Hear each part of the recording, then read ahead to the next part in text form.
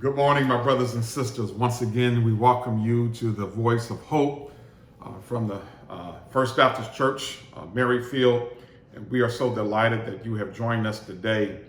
Once again, I will continue a series of sermons dealing with the current events, all that is taking place in this nation. Last week, I did a sermon called I Can't Breathe. And once again, we are here to tackle this issue head on. About maybe 3 years ago, our president did a speech, and he called the NFL players the SOGs, referring to taking a knee during our national anthem.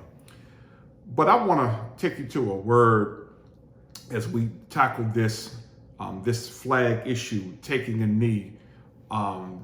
This is the purpose of all of the protesting that is taking place now. But I want to look at the third chapter in the book of Daniel. Daniel chapter 3. I will be reading from the Message translation because I love the way it's worded to have impact, so you can really understand what is taking place in this particular biblical narrative. Daniel chapter 3. Verses 1 through 18. Normally, I don't read a lot of verses, but I'm led to do it today because I really want you to follow the storyline. Daniel chapter 3, starting with verse 1. From the Message translation, it reads, King Nebuchadnezzar built a gold statue 90 feet high and 9 feet thick. He set it up on the Dura plain in the province of Babylon. He then ordered all the important leaders in the province, everybody who was anybody, to the dedication ceremony of the statue. They all came for the dedication, all the important people, and took their places before the statue that Nebuchadnezzar had erected. A herald then proclaimed in a loud voice, "Attention, everyone, every race, color, and creed, listen. When you hear the band strike up, in other words, when you hear the music, all the trumpets and trombones, the tubas and baritones, the drums and the cymbals, fall to your knees and worship the gold statue that King Nebuchadnezzar has set up.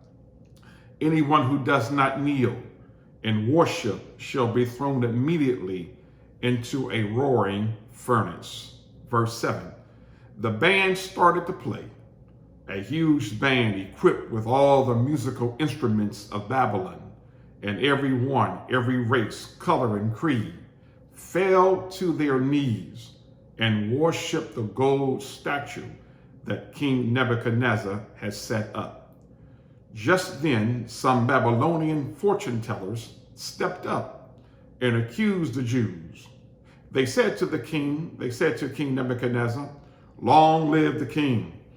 You gave strict orders, O king, that when the big band started playing, everyone had to fall to their knees and worship the gold statue. And whoever did not go to their knees and worshiped it had to be pitched into a roaring furnace." Well, there are some Jews here, Shadrach, Meshach, and Abednego, whom you have placed in high positions in the province of Babylon. These men are ignoring you, O king.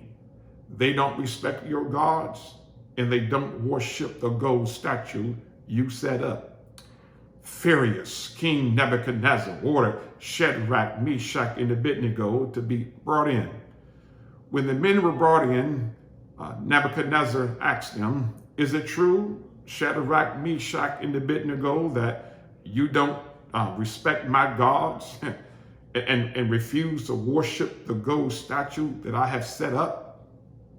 I'm giving you a second chance, but from now on, when the big band strikes, you must go to your knees and worship the statue.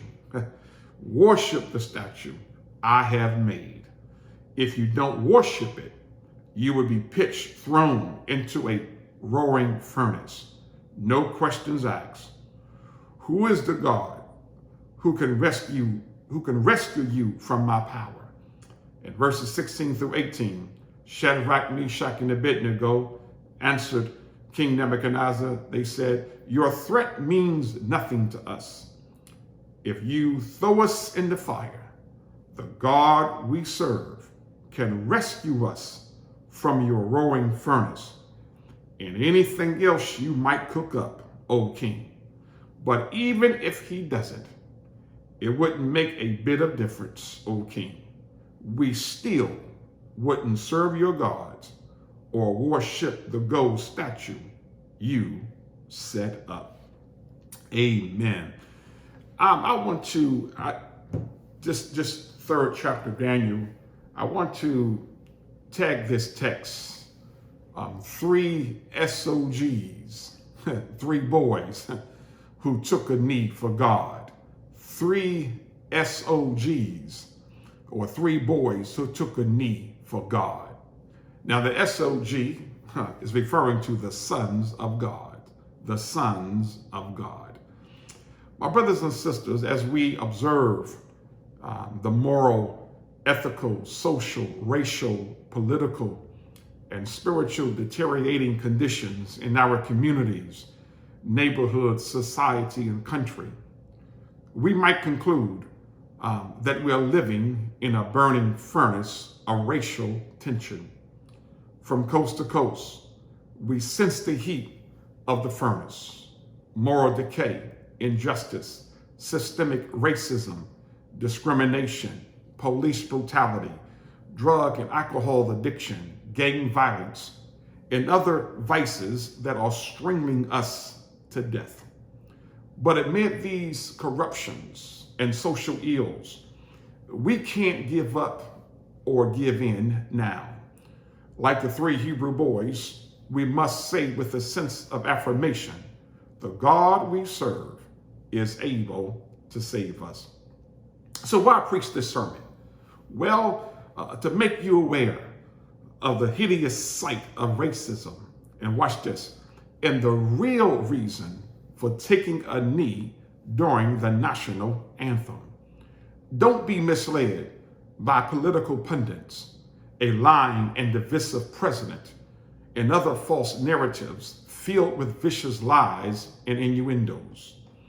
When Colin Kaepernick started this movement, he was shedding light on the social injustices and inequities in America concerning people of color. He and others were taking a knee for racial inequality, for police brutality, for racial discrimination and racial injustice. But little did we know, when Colin Kaepernick took a knee to expose the ugliness on police brutality, would we ever see police officers, or in this case an officer, using a knee to kill a black man? Please understand this: knee takers are kneeling not out of disrespect for the American flag, nor for our veterans, nor for our national anthem, but because they have a national platform to shed light on the practices of injustice, racism, and inequality that still plagues and haunts African American communities today in 2020. Taking a knee during the national anthem has absolutely nothing to do with disrespecting our military veterans, or the American flag. But there are those who question protesting during the national anthem. Well, there is no set time to protest. In the words of Dr. King, the right time is always to do what is right. After all, protests are not designed to be comfortable, but they are designed to be an inconvenience, to make us feel uncomfortable, to be disruptive, to make a social statement or point, to be discussed instead of being brushed under the carpet of shame. We all must live under this mantra. When injustice becomes law, resistance becomes a duty. In the words of Abraham Lincoln, to keep silent when we should protest makes cowards of men. I concur 100% with Dr. King when he said our lives begin to end the day we become silent about the things that matter. Well, the thesis of this text is this. There were three SOBs, NFL players. I mean, three boys, when faced with the strongest kind of political peer pressure, maintained their convictions, stood their ground, upheld their beliefs, and took a moral and spiritual stand for their convictions instead of bowing down to a golden image erected by King Nebuchadnezzar. They refused to be conformed by societal standards. They refused to succumb to a political system that was designed to strip away their dignity and religious beliefs. Shadrach, Meshach, and Abednego were commanded to deny their God. Unwilling to worship the golden image, they were thrown into a burning, fiery furnace, all because they would not conform to the king's demands.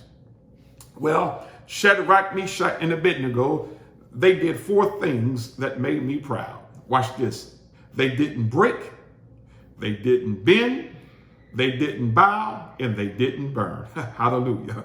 See, amid political and racial tension in America, we as Christians and Black purveyors of truth must stand for right and kneel for justice. But unfortunately, we live in a system when the powers that be in our city halls of justice perpetuate a system of oppression which debilitates persons of color and forces them to view themselves from a perspective of diminished humanity. Despite the cold and chilly climate in which we live, we too must not break, bend, bow, or burn. Allow me to give a synopsis of the background of the text. King Nebuchadnezzar was king of Babylon, where Babylon was a dominant world power at that time. They conquered Israel and forced them into captivity. According to the annals of history, King Nebuchadnezzar was a ruthless and powerful king who ruled with an iron fist. He didn't take too kindly to anyone who opposed or criticized his leadership style.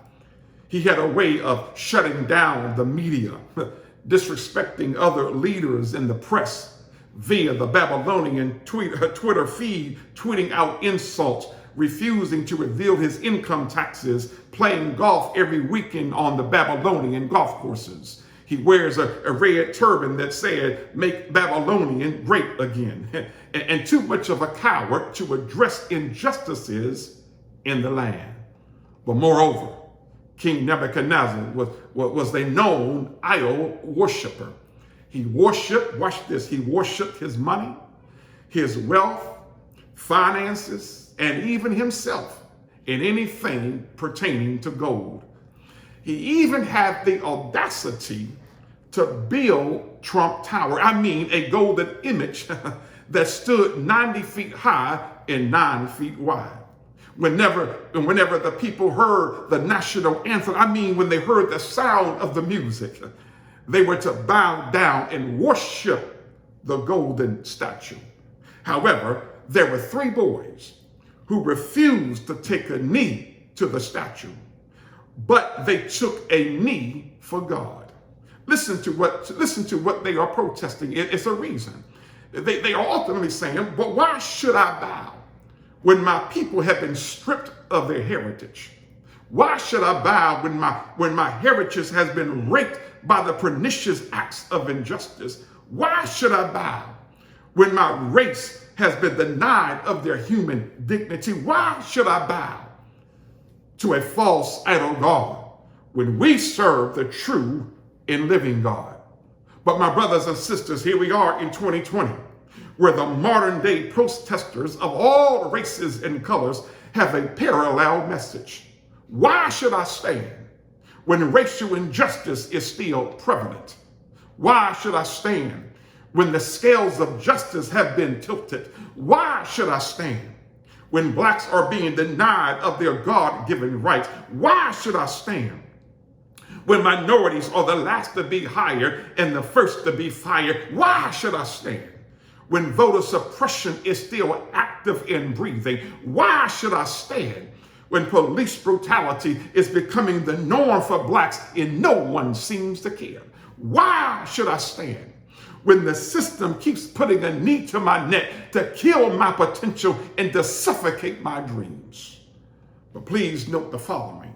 Shadrach, Meshach, and Abednego did not bow to the golden statue because they didn't like the music. They didn't do it because they didn't like the beat, the tune, or the musical note. Nor did it have anything to do with them not being musically inclined or artistically talented. No, the reason they didn't bow because the music had bad intentions. It was the how and why the music was being played. These boys, watch this, these boys stood on principle.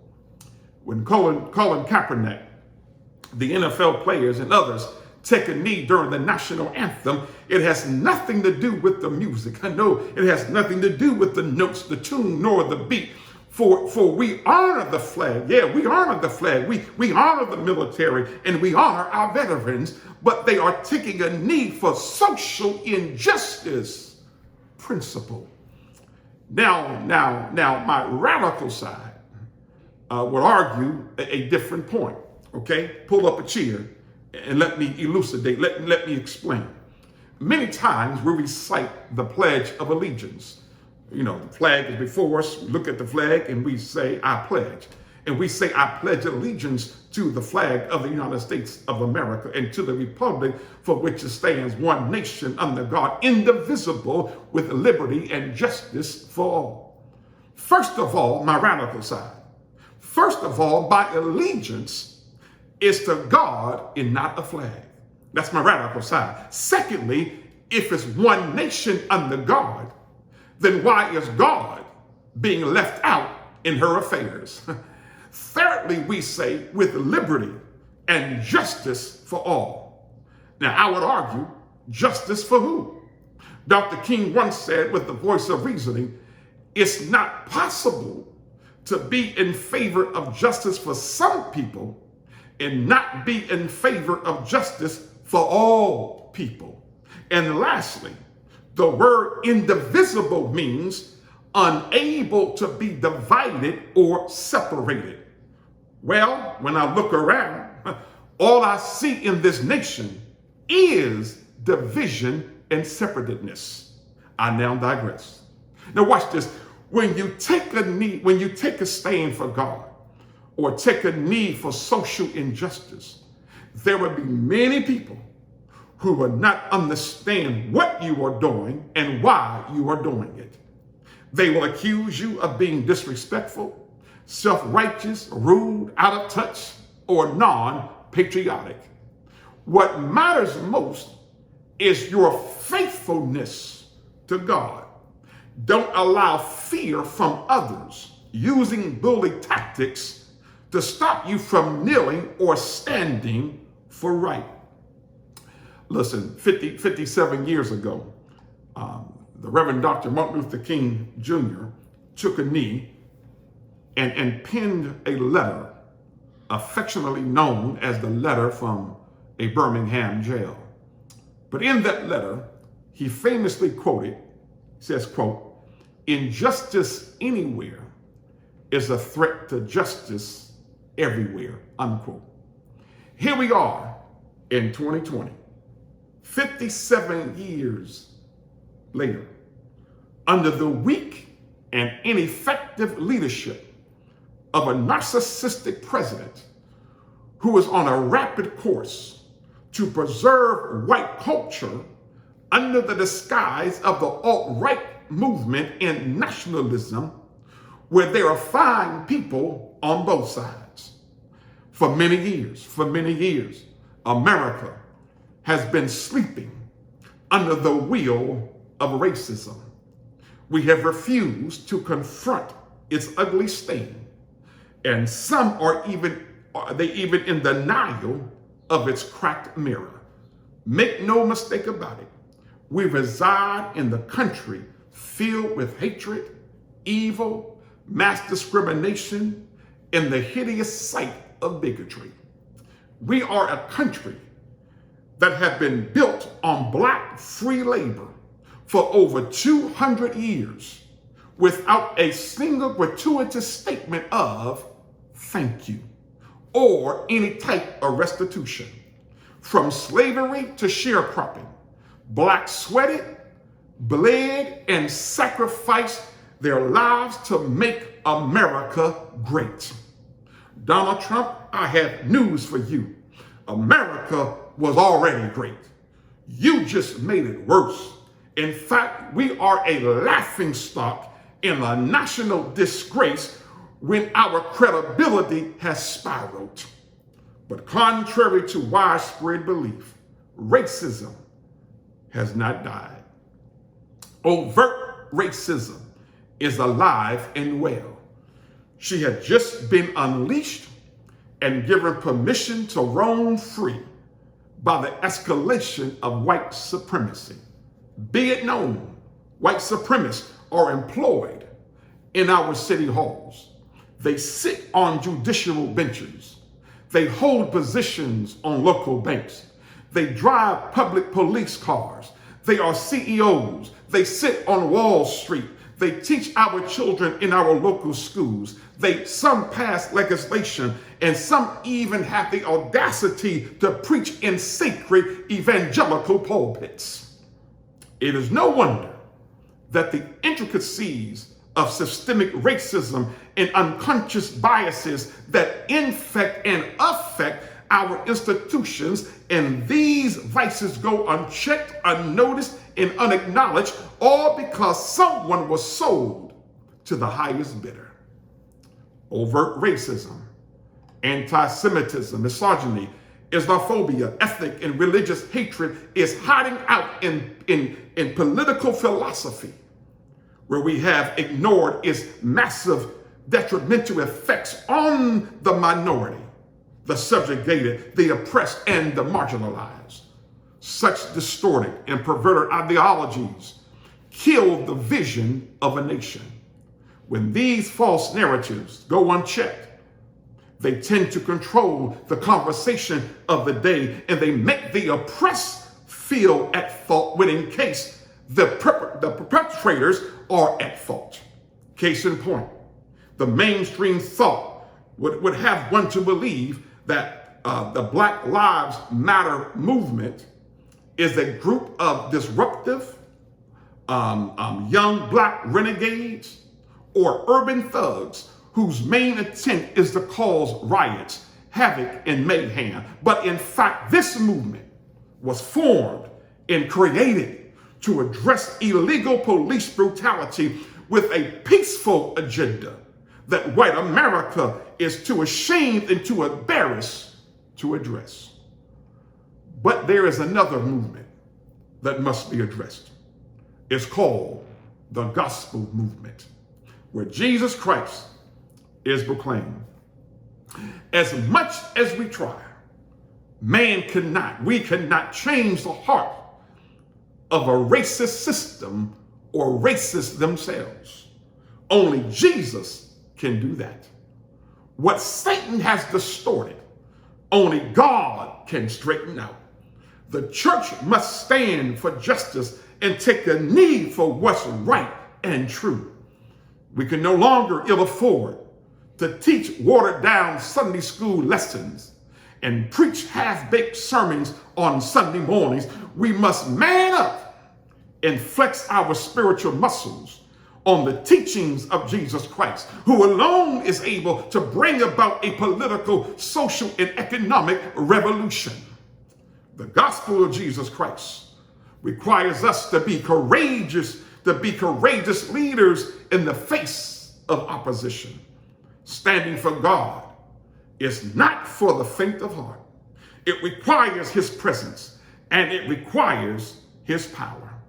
Like these three Hebrew boys, we must trust in God even when God is silent. Like these three Hebrew boys, we must trust in God even when others don't support us. Like these three Hebrew boys, we must trust in God even when it doesn't make any sense. Like these three Hebrew boys, we must adhere to biblical principles when it contradicts your human reasoning. But when we take a stand, when we hold to our convictions that the world won't understand or embrace, we must remain strong and resolute. The key to having strong convictions is deciding ahead of time where and when you stand. Convictions and protests are not predicated on popular opinion or favorite trends and moods of the day, but it's predicated on the word of God. Remember this, my brothers and sisters. We are a chosen generation, a royal priesthood, a holy nation, a peculiar people. We are called out of darkness into his marvelous light. Now, because I am a chosen generation, because I am a royal priesthood, a holy nation, and a peculiar people, I'm taking a knee for George Floyd.